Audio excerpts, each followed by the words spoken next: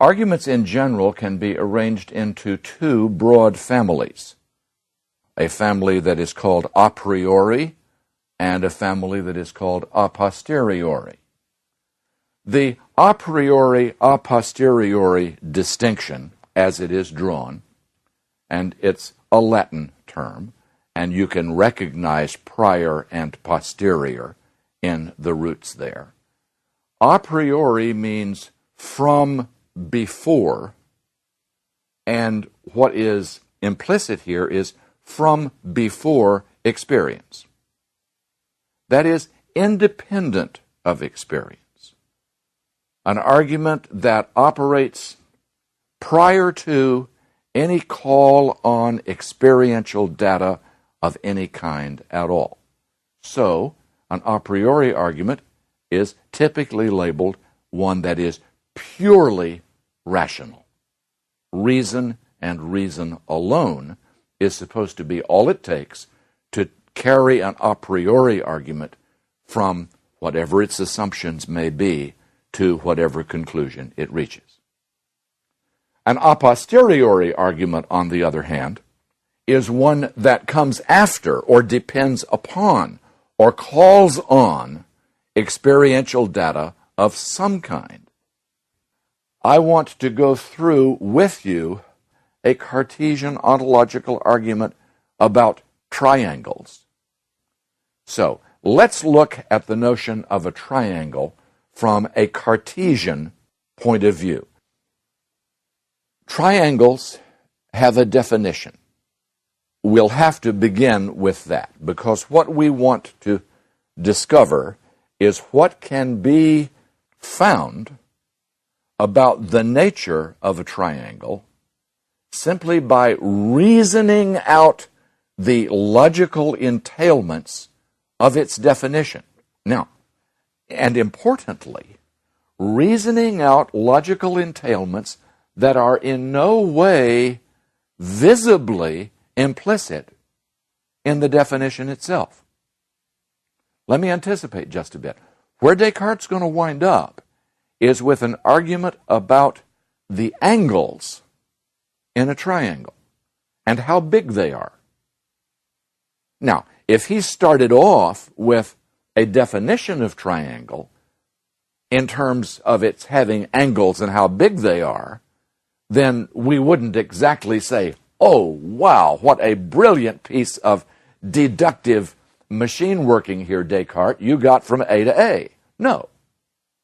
He's going to start with a definition of triangles that does not mention angles at all, doesn't mention anything about their size, and what he's going to claim is that we can deduce from the very nature of a triangle, defined in the way that we will see, we can deduce from the very nature of a triangle conclusions about its internal structure that are inevitable.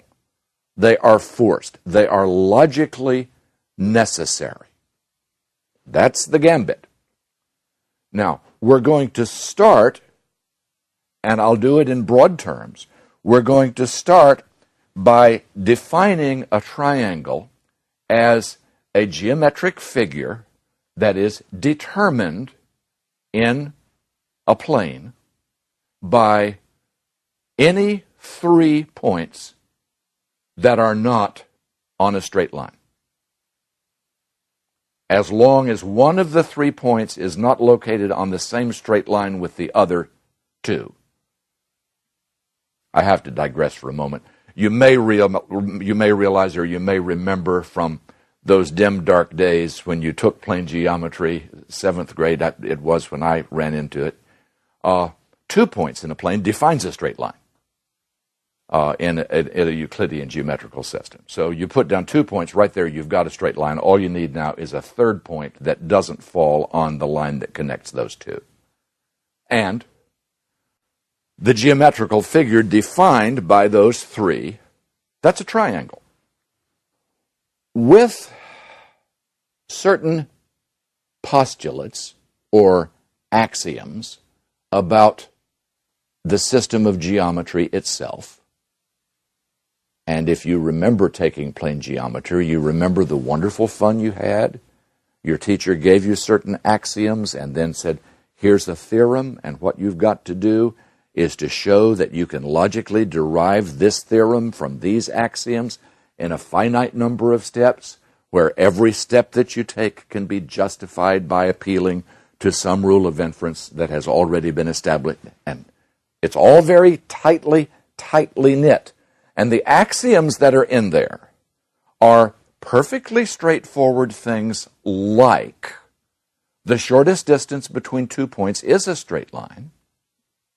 Other allegedly fairly obvious things like in space you can only construct one line that is parallel to a line that you've already got in place.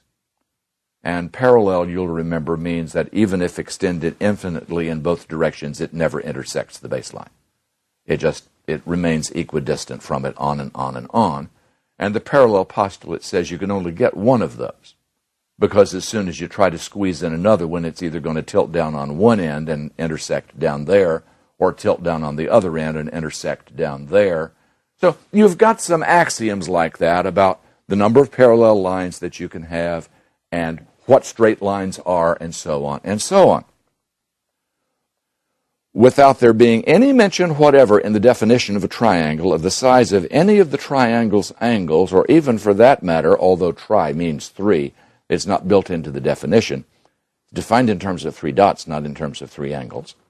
There being no mention of those angles nor of their size, nevertheless, by careful reasoning, by strict deduction from the axioms of geometry, which are allegedly self-evident, allegedly beyond logical doubt, one may demonstrate in a tight formal proof that if you take any triangle at all and call the interior angles A, B, and C and measure them and add them up, the total is always going to be 180 degrees.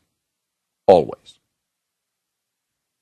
Now, you can think about that for a minute, and you can even in your mind's eye sort of see how it works, that if you make one angle smaller and smaller and smaller and smaller, then the other angles out there are going to be getting less and less acute to compensate for it. And as it turns out, they balance, so that the sum is always going to be 180 degrees. Now, what's the point of all this for Descartes?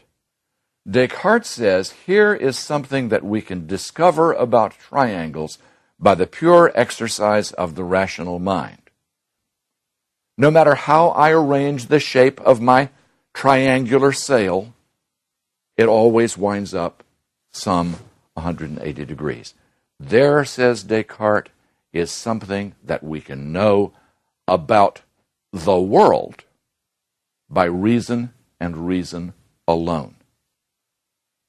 We can discover objective facts about the world by reason and reason alone.